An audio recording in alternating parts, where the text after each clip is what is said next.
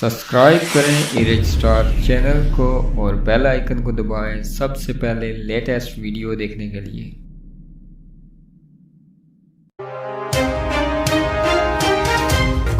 बिस्मिल्लाहिर्रहमानिर्रहीम। अस्सलाम वालेकुम दोस्तों आज़ाद कश्मीर मीरपुर और गिरदुनवा में ज़लज़ले के शदीद झटके महसूस किए गए।